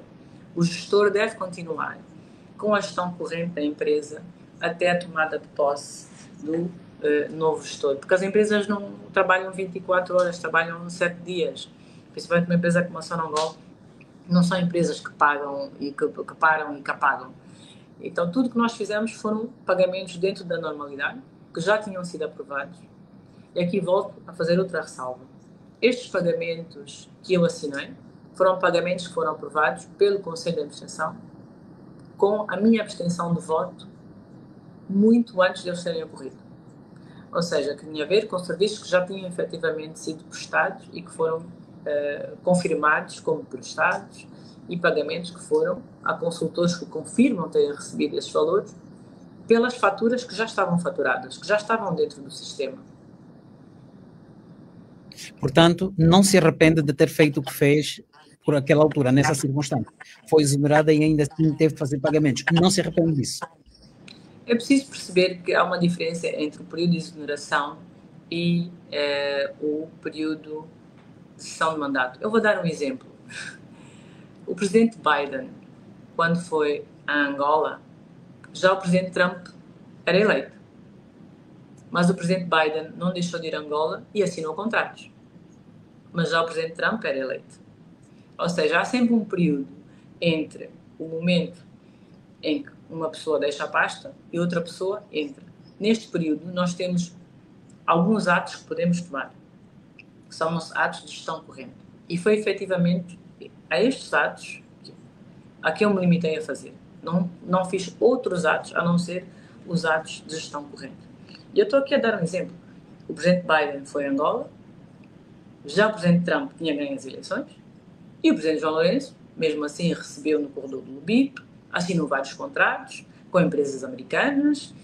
O presidente Biden foi recebido como presidente, teve todas as honras de presidente, apesar do presidente Trump já ter sido eleito na Casa Branca. Pois, mas eu ainda assim pergunto-lhe, não está arrependida de ter feito o que fez? Eu sou um bom gestor, sempre fui um bom gestor, e eu acho que um bom gestor cumpre os compromissos que tem. Se nós temos compromissos de pagar os nossos fornecedores, os nossos serviços, as pessoas que efetivamente prestaram os serviços e que estes serviços estão demonstrados, eu faço o meu melhor para cumprir estas obrigações. Eu, quando digo eu, e o Conselho de Administração que eu represento, portanto, não apenas eu. Porque independentemente de ser este meu Conselho de Administração que teria pago estas obrigações, o Conselho de Administração seguinte também teria de as pagar, porque os trabalhos ocorreram. Portanto, aqui não está uma questão de se fui eu que paguei ou se foram as pessoas a seguir a mim que chegaram que pagaram. A questão é simples, os trabalhos ocorreram, eles foram aceitos, foram entregues as faturas existiam e as faturas tinham que ser pagas. Que fossem pagas por mim ou pelo Conselho de Administração seguinte, não haveria uma grande diferença. E nós fizemos um ato de pagar faturas que já estavam aprovadas sobre serviços que já estavam aprovados. Portanto, aqui não há dúvidas. Isto é gestão corrente, não é um ato após exoneração, como diz, porque isto até nem está correto. É um ato contínuo de gestão que ocorreu. E que sempre ocorre na Sonangol, em todos os conselhos de administração, inclusive naqueles prévios aos meus, portanto, que seja do Dr. Francisco Lemos, ou antes disso até do próprio engenheiro Manuel Vicente, é uma prática normal de continuar a gerir a empresa e continuar os atos correntes até a entrega das pastas, até o momento de sessão das pastas. E lógico que depois do momento da sessão das pastas eu nem teria como fazer algum pagamento, porque nem acesso a Sonangol eu tinha. Ou seja, do momento em que eu dei o meu lugar, cedi o meu lugar com muita honra ao próximo Conselho de Administração, a partir daí deixei de ter qualquer função na Sonangol. Não paguei ninguém, não dei nenhuma ordem, não executei rigorosamente nada. Portanto, eu apenas cumpri com o meu mandato até ao fim do mandato, até ter entregue as pastas. Isso para responder à minha pergunta, que não se arrepende? Eu vou voltar a repetir. Eu gosto de pensar de mim como um gestor sério, sabe? Está bem. Então, eu já que não quero responder. Eu vou voltar a repetir porque isto é importante. Não, a explicação está dada e nós percebemos exclusivamente. Posso dar um exemplo? Vamos dar um exemplo. Você, por exemplo, há uma festa de casamento e o seu fornecedor forneceu comida, serviços fotográficos. Os seus convidados foram, todos comeram, todos gostaram, o casamento correu bem, graças a Deus, muito bem. No dia seguinte, o seu fornecedor chega e diz assim, olha, está aqui a fatura da fotografia e está aqui a fatura dos 10% que faltou pagar, daquilo que você já tinha aprovado antes de casar. Você vai dizer, não, agora já casei, já não pago mais. Pois, não o exemplo, olha, foi muito. Porque você já tinha combinado. Permite que eu lhe diga, esse exemplo foi bastante rasteiro, não é? Para a percepção daquilo que eu lhe pergunto, mas a minha pergunta é direta mesmo. A Isabel dos Santos só tem de responder se de facto se arrepende. A minha resposta é direta. Ou não se arrepende. Não se arrepende, Isabel. A minha resposta é direta. Eu só quero dizer o seguinte: mais de metade. Portanto, estão em causa cerca de 138 milhões de pagamentos. Mais de 100 milhões daqueles pagamentos não foram feitos por mim. Ok.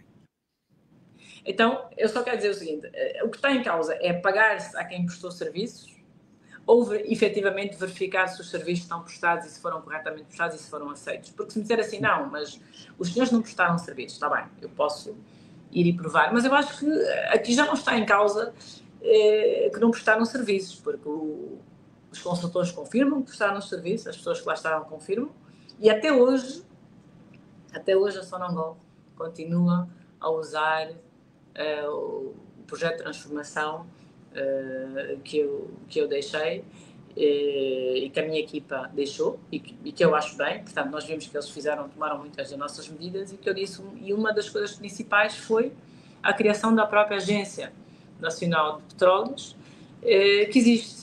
Não é? Eu acho que os compromissos de trabalho são para ser honrados. Acho que as equipas que trabalham têm que trabalhar em confiança, e quando alguém trabalha e entrega um serviço em confiança, é normal essas pessoas serem remuneradas, serem pagas pelos serviços que prestam e que pagam impostos destes serviços que prestam. Não vejo nada de errado nisso.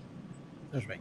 Como é que olha para a retirada? Qual é a leitura que faz, mais do que o número de acusações que o Tribunal retira do processo, no quadro dos 11 crimes, qual é a leitura que faz deste passo que o Tribunal marca? Olha, realmente alguns dos crimes foram retirados. Do que eu entendo, o juiz diz por alguns estarem prescritos, outros por dizem não haver provas suficientes de associação criminosa, etc.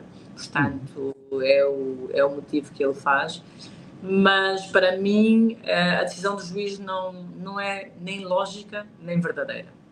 Porque se o juiz realmente fosse verdadeiro e lógico e tivesse tomado em atenção o próprio processo de instrução, uma coisa muito simples. Empresa Monjasa.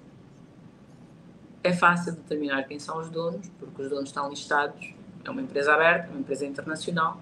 Contrato da Monjasa não é assinado por mim, não há e-mails para mim, não há ordens minhas, é assinado por Sandra Júlio, que é a representante da Sonangol, Hong Kong e UK, pela esposa do Carlos Saturnino, doutora Filomena, e por mais uma pessoa, um senhor Bernardo. Ou seja, rigorosamente nada tem a ver com este contrato.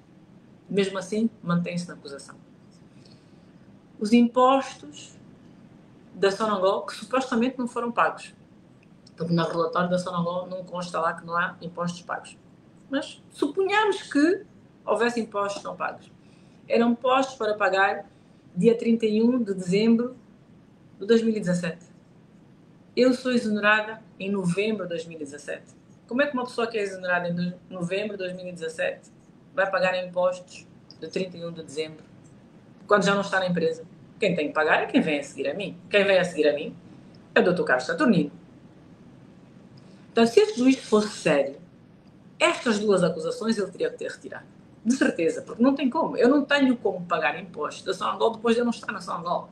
Isso é impossível. É impossível. Por isso é que eu digo que este juiz nem é sério nem é independente. Mesmo a própria questão da prestação de serviços dos consultores. Como eu disse, foram mais de 100 pessoas. Um piso inteiro. Na altura ainda recebi muitas críticas. Porque é que a engenheira Isabel está a trazer tantos consultores internacionais para vir para Sonangol, com tantos angolanos que sabem fazer este trabalho, porque é que não usa os angolanos? Eu lembro destas críticas, lembro de rebater estas críticas, de tentar Fazia algum sentido para si na altura? Fazia algum sentido?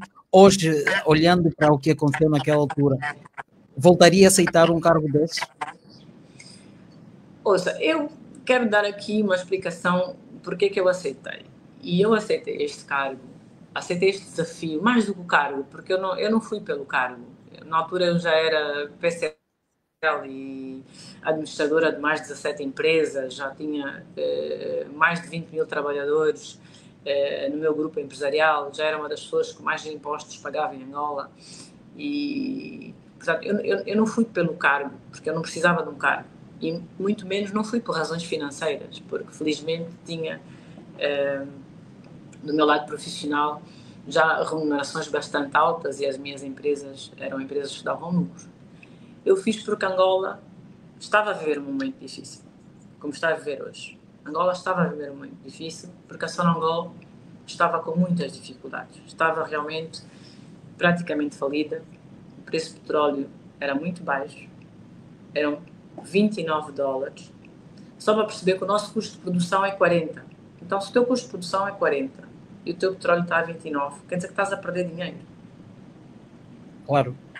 Era uma situação muito difícil. Eu aceitei esse desafio, a pedido do governo, e fui para Sonangol por causa disso. E não para ficar lá muito tempo, porque também não imaginava a minha vida no setor público, nem a trabalhar para uma empresa estatal, mesmo porque eu sempre tive muito orgulho de trabalhar nas minhas próprias empresas. Portanto, a minha ideia sempre foi, fico 1 ano ou 2, no máximo 3, ajudo a reestruturar as equipas, ajudo a formar pessoas e saio.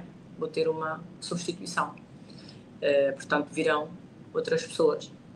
E não me arrependo de ter feito isto, porque eu acho que sempre que o país precisar de mim, eu gostaria que uma angolana estar lá e contribuir, sempre que Angola precisa de mim, sempre que uma empresa angolana precisar de mim, o meu dever como filha de Angola é esse. Eu gostei muito de ter trabalhado lá e gostei de ter contribuído. Então, Isabel dos Santos também entende, por exemplo, que atualmente uma das filhas do presidente São Lourenço esteja a ocupar o cargo que está a ocupar na Bahia. Para si, é bastante normal também que esteja a acontecer. Desculpa, veio com um pouco de interrupção. Pois, eu perguntava-lhe se olha com naturalidade, para si também é normal que uma filha do atual Presidente da República esteja a ocupar um cargo, por exemplo, de PCE na Bodiva. Eu não conheço o currículo, porque eu não conheço o Presidente João Lourenço pessoalmente.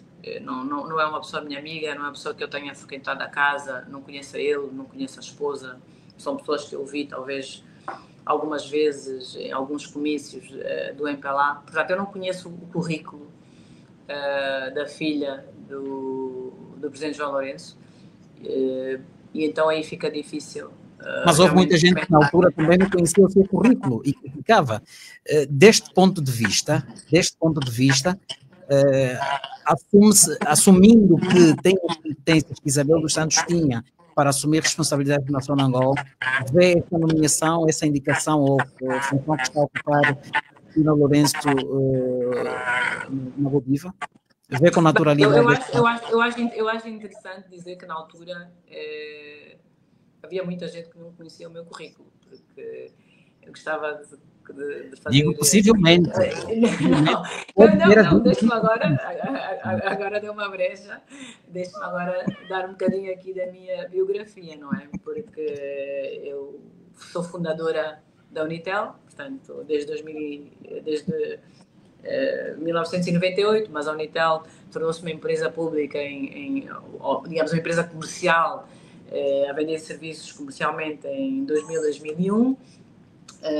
Fundei também a ZAP, que é uma empresa muito conhecida, fundei o Banco BIC, fundei o Candano, fiz parte da Cimangola, portanto, reestruturei a Cimangola, adquiri a Cimangola, fiz a nova fábrica da Cimangola nova, e tudo isto eu fiz antes de entrar para a Sonangol.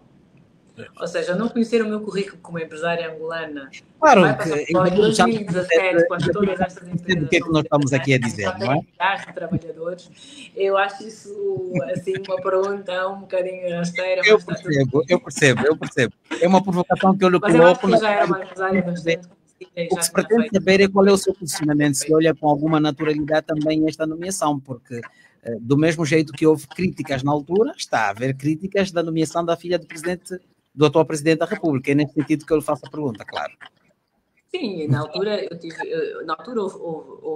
houve críticas e eu efetivamente tive que me defender, porque fui ao Tribunal Supremo. A minha nomeação para Presidente do Conselho de Administração da Sonangol foi ao Tribunal Supremo. Eu tive que me defender, tive que apresentar as minhas provas da minha formação profissional, tive que apresentar os meus currículos, a minha carreira, a construção das minhas empresas e tudo mais, e foi com base nisso que o Tribunal Supremo tomou a decisão que a minha nomeação era uma nomeação legal e que não sofria de nenhuma ilegalidade e, sobretudo, que não era uma questão de nepotismo, foi mesmo uma questão vista. Portanto, no meu caso, o Tribunal Supremo analisou se a minha nomeação da Sonangol era uma questão de nepotismo ou não, e houve essa análise. Mas eu queria dizer que em 2017, quando eu vou para Sonangol, eu não sou uma pessoa desconhecida, eu não sou um empresário pouco conhecido em Angola. Aliás, eu já era uma empresária conhecida... Consolidada. E globalmente, de um ponto de vista internacional, com muitas participações a vários fóruns internacionais, que seja o Africa Summit, o fórum da Bloomberg, com palestras dadas em universidades como a Universidade de Harvard, como a Universidade de Londres. Enfim, já fazia parte do Conselho de Administração de empresas que estavam cotadas em bolsa. Portanto, a Sonangol, quando eu fui para lá, já tinha uma experiência muito, muito vasta de gestão e um currículo bastante consolidado. Exato. E Isabel dos Santos, vamos levantar aqui algumas hipóteses. Como é que seria a sua vida caso seja condenada? Olha, há bocado fez-me uma pergunta sobre a questão da Sonangol e dos pagamentos aos consultores. Eu só queria, e perguntou-me se valeu a pena ou não e se eu estou arrependida. Eu fiquei aqui a pensar numa questão. E a questão é a seguinte: nós tivemos os consultores a trabalhar com a minha equipa do Conselho de Administração, com todos os diretores, em mais de 90 empresas subsidiárias da Sonangol, mais de 130 pessoas durante 18 meses. E por mês, grosso modo, eram cerca entre 6 a 8 milhões de dólares por mês para 130 pessoas. Para salvar uma empresa que era uma empresa que estava falida, que é o pulmão do país, que é uma empresa que contribui para 80% da receita nacional. Hoje, em contraste, nós temos um jogo de futebol de 90 minutos que custa 25 milhões de dólares. 90 minutos, 25 milhões de dólares.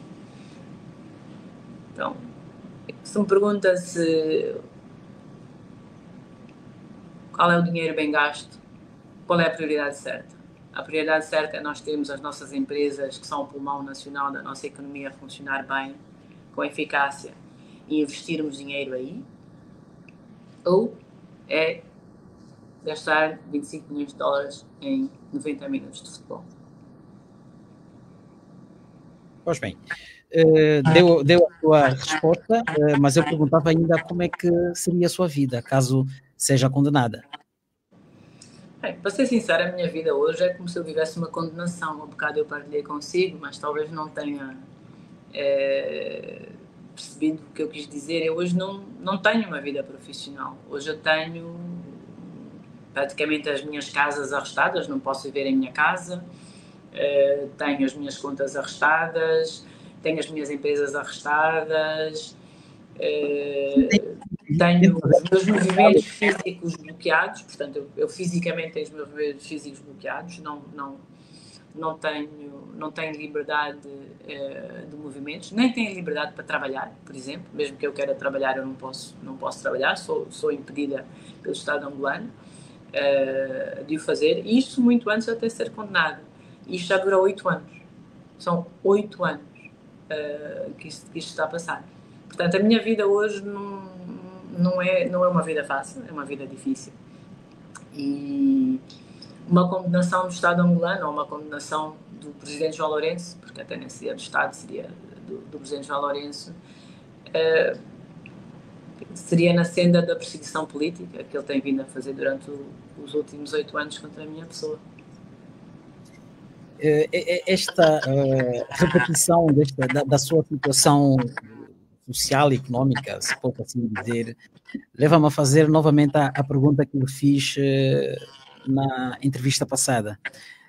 8 anos depois, com tudo congelado, como é que está a viver? De onde é que sai dinheiro para viver, para pagar propinas, para pagar água, luz, para comer? De onde é que sai dinheiro tendo tudo congelado, como diz aqui? Eu respondi a esta pergunta ano passado e voltarei a responder. Eu tenho ajuda da minha família, tenho ajuda de alguns membros da minha família, tenho ajuda de alguns amigos, tenho pessoas que são amigas próximas minhas que me continuam a apoiar, que acreditam em mim e que nunca deixaram de me apoiar, e infelizmente tenho esse apoio.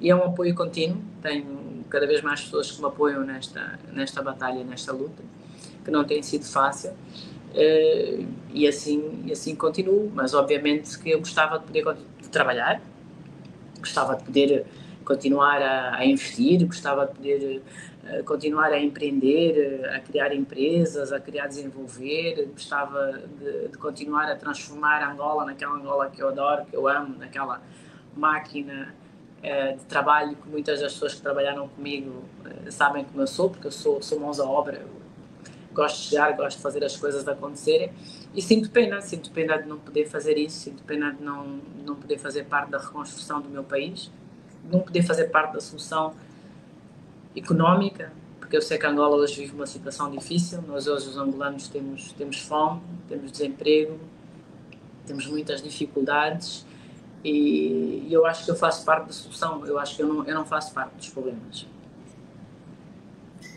E como é que sente, Isabel dos Santos, viver, alguém que vive, olha, nós tínhamos o microfone desligado, eu perguntava-lhe como é que é para si, alguém que com o poderio que tinha, com os empreendimentos, com o peso económico, financeiro que tinha, como é que é para si viver hoje de apoio de terceiros? Bem, de um ponto de vista pessoal, não é fácil. Não é fácil, porque ninguém quer ser dependente de outras pessoas. É difícil. principalmente que eu tenho um caráter bastante independente, sempre tentei trabalhar e fazer a minha própria vida, portanto é difícil, não o escondo. Não é uma posição que eu gosto de estar, é uma posição que eu anseio que mude, que espero que mude rapidamente, porque tem um impacto negativo, porque são muitos anos, como eu diria, parada, não é? Sem efetivamente construir nem trabalhar, e eu anseio que isto mude brevemente, que eu possa voltar a fazer o que fazia antes, a ser empresária, empreendedora, e trabalhar em Angola não só, gostava de trabalhar também em outros países africanos, gostava de trabalhar na agricultura, gostava de trabalhar no ramo da educação, com crianças, enfim, espero que em breve isso possa vir a acontecer. Mas isso só acontece caso seja absolvida, e a ser absolvida, viria diretamente para Angola, logo no dia seguinte? Eu acho que um sinal de ver que Angola tem uma justiça independente e que temos instituições fortes, daria-me muita confiança no meu país e sem dúvida que eu regressaria a Angola. Porque eu quero acreditar. Eu vivi durante a guerra, né?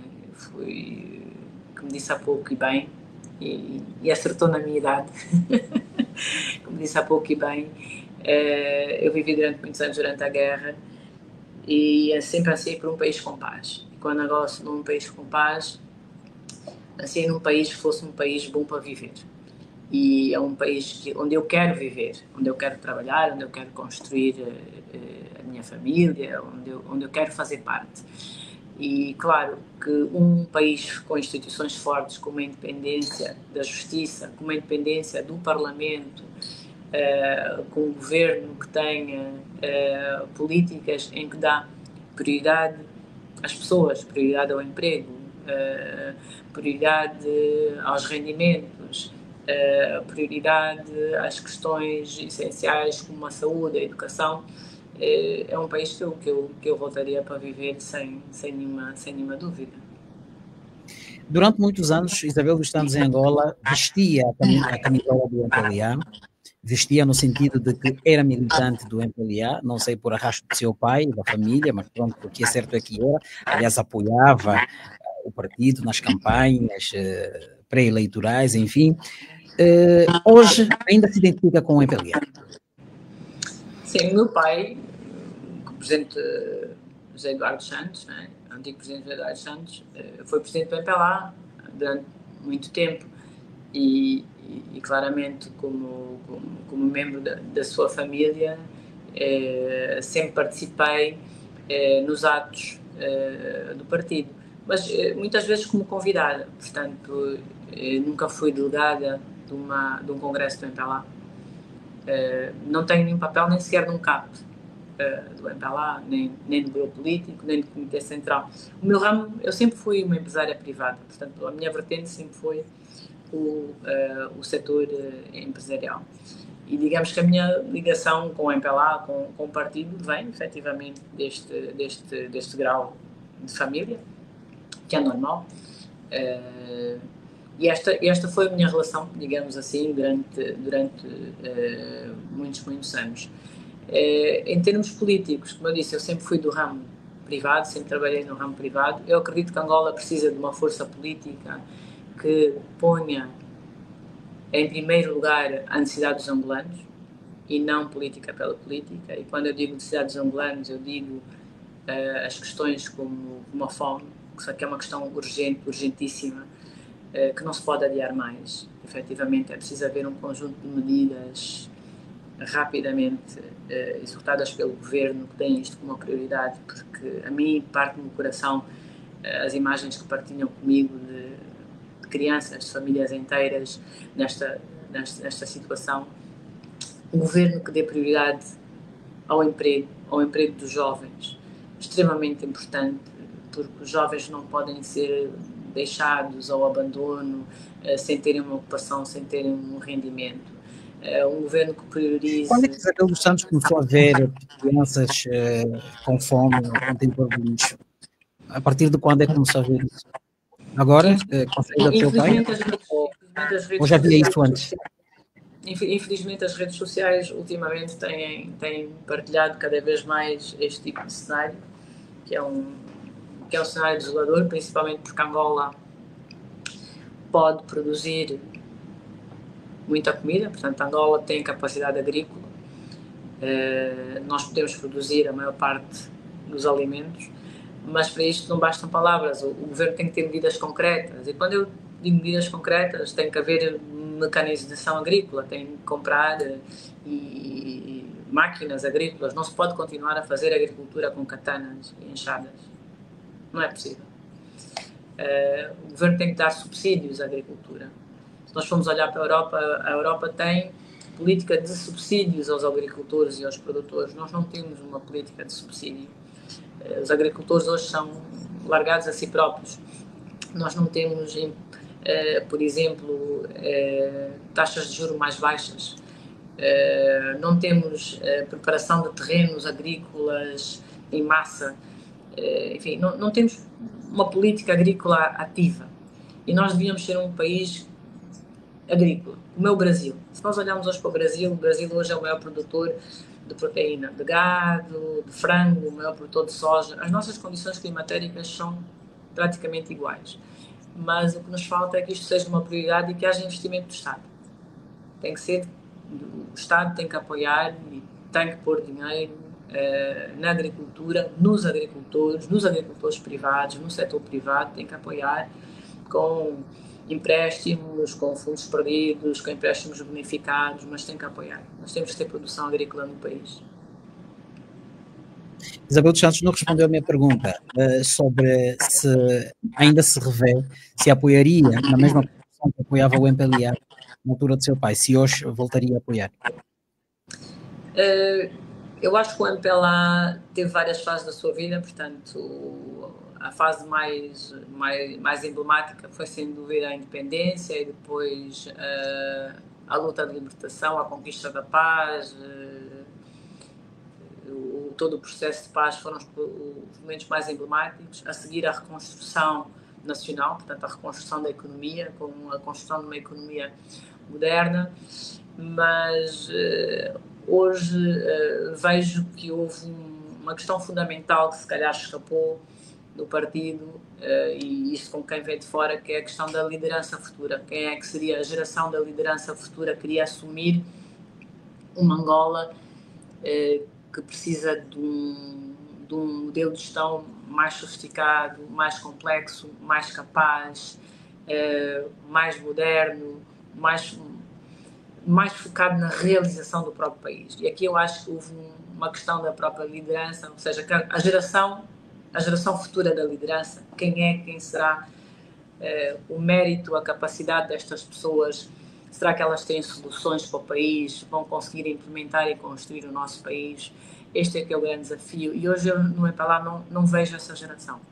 Não consigo identificar quem são estes líderes com a capacidade de transformar Angola num país moderno, numa economia sólida, numa economia que cresce, numa economia competitiva e resolver as questões sociais, sobretudo as questões sociais que eu disse há bocado. Emprego, habitação, saúde, bem-estar social. Na altura do seu pai, essas questões todas que levanta hoje, as pessoas vinham, sentia Isabel dos Santos, e isso havia naquela altura? Bem, podemos fazer uma análise da trajetória do MPLA desde 1975 até 2002. Não é necessário. Vamos falar. Se esta entrevista será suficientemente longa. Eu acho que não seria necessário. Eu acho que, e como digo, eu não tenho problema nenhum em comentar qual é a minha visão como angolana, não é? Como alguém que vive em Angola, qual é a minha visão sobre o período histórico do MPLA desde 1975 a 2002 ou 2017, mas eu acho que passou por várias fases. Eu acho que houve várias fases. Houve A primeira fase foi, efetivamente, como eu disse, a luta da libertação à independência. Depois disso, todo o processo da guerra civil entre a UNITA e o MPLA, com as eleições de 92, que disse muito bem, votei, agora tem razão, já confesso a minha idade. E depois, a seguir, com o segundo, voltamos ao conflito, e depois com a paz de 2002, e depois o relançamento, digamos assim, dos primeiros pilares da democracia, dos primeiros pilares da economia moderna e do país moderno. Mas sabe perfeitamente, não foi esta a questão que eu coloquei, e encontrou uma forma boa de esquivar, mas vamos... Mas é que eu confesso que talvez também não tenha entendido corretamente a questão. Mas se quiser duas ser assim, perguntas bem direto na questão, se quiser ser bem direto na questão, também pode ser que eu não percebi muito bem se queria que eu fizesse uma história do MPLA. Não. Eu perguntei de forma direta se aquilo que via, as reclamações que faz hoje da atual liderança do MPLA e do país, também não eram vistas na altura em que José Eduardo Santos era Presidente da República. E é propositado que eu lhe coloque essa questão, porque, na altura, era o seu pai o Presidente da República. Mas já percebi. Deixe-me que eu lhe faça o que está-me a fazer é uma pergunta concreta e eu posso responder concretamente. O que está-me a perguntar é estas condições de vida antes e as condições de vida agora, quais são melhores? Eu acredito que as condições de vida antes eram melhores. Acredito de uma forma, no genérico, não digo para todas as pessoas, porque efetivamente em Angola sempre houve pessoas com problemas, infelizmente, e o nosso trabalho é cada vez fazer com que menos pessoas estejam em condições difíceis e mais pessoas tenham melhores e melhores condições, mas comparativamente eu acho que, por exemplo, uma coisa muito básica, o salário valia muito mais, e com o salário nós conseguíamos comprar muito mais. Isso é muito importante, ou seja, o rendimento das famílias ia mais longe. Havia uma política de habitação social que já começava aos poucos, com alguns projetos de habitação social que já começavam a existir. Havia alguma normalização das vias, enfim, pouco a pouco as coisas estavam a começar a regenerar. E a própria produção, havia mais produção, as empresas tinham melhor saúde, conseguiam funcionar melhor. Eu não digo que era um período perfeito, não estou a dizer disso, de nada. Havia muito trabalho e ainda muita coisa para melhorar, sem dúvida. Mas hoje, eu acho a vida hoje mais difícil do que no passado. Mas eu não estou em Angola há 8 anos, portanto, peço desculpas se realmente o meu relato não é correto, portanto o meu relato é em terceira mão, é preciso que entenda que eu já não vou a Angola há 8 anos, desde 2018, e então todos os relatos que eu faço é em segunda mão. Se puder dar-me um minuto, ontem tive uma história de um angolano jovem que eu não conhecia, e é uma história que me deixou muito triste. É uma pessoa que me procurou pela minha rede Instagram, mandou-me um DM e disse: olha, eu por acaso estou na cidade onde você está e eu teria muito gosto em conhecê-la, importa-se de irmos tomar um café juntos. Então fomos, eu encontrei-me com ele ao final da tarde e ele contou-me a sua história. E eu perguntei: mas há quanto tempo é que você está cá? E ele disse: olha, eu estou cá há 4 dias. Eu disse: veio de férias? Ele disse: não, eu tenciono ficar, já não quero regressar para Angola. E chocou-me um bocado. Eu disse: mas não quero regressar para Angola porquê? Ele disse: olha, eu tenho 27 anos, já construí 2 empresas em Angola, tenho 20 trabalhadores, mas hoje sinto que já não tenho esperança, que já não consigo ver o meu futuro, nem o futuro da minha família em Angola. Isto era um jovem de 27 anos que me contou esta história ontem. Isso tocou muito. Os relatos que ele me fez a seguir, das condições sociais, etc., tocaram-me realmente muito. Isabel dos Santos, nós vamos terminar esta conversa com uma pergunta ligada à tua família.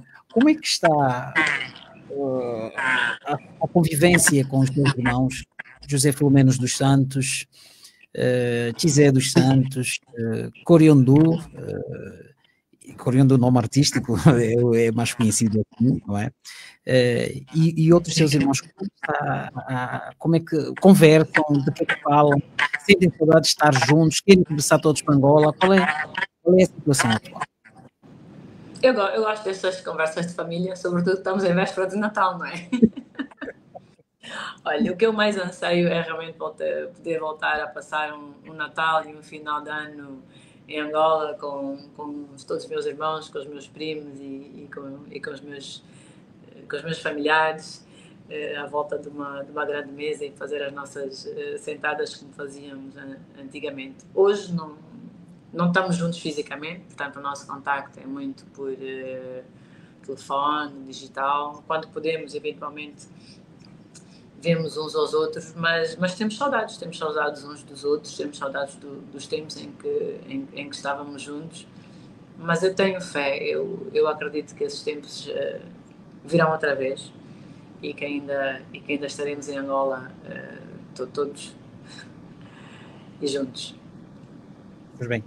Isabel dos Santos, vamos agradecer mais uma vez por esta disponibilidade e esperar, caso necessário, contar consigo em próximas oportunidades. Eu queria agradecer à Rádio Essencial por esta entrevista, por me terem dado o tempo de ser ouvida. Queria agradecer aos escutadores, à minha audiência também nas minhas redes sociais, pelo carinho, pelo apoio que me têm dado sempre, por não me deixarem abaixo, por estarem aqui sempre comigo a dar uma grande força. Agradeço de coração e a todos os angolanos que me ouviram hoje. Muito obrigada, muita paz, amo muito Angola e em breve com vocês, assim espero. Pois bem, fica aqui essa nota, Isabel dos Santos, uma vez obrigado, assim também ouvintes da Rádio Essencial e internautas, agradecemos por ter estado aí desse lado. Já sabe que pode voltar a acompanhar a entrevista nas plataformas digitais da Rádio Essencial, nomeadamente no Facebook e no YouTube, ou também na quarta-feira, a partir das 9 horas, na 96.1. Ficam os abraços da equipa que trabalhou para si, Rosa Bola no apoio à produção, Milton Ventura e Mercedes Andrade na técnica. Até uma próxima oportunidade.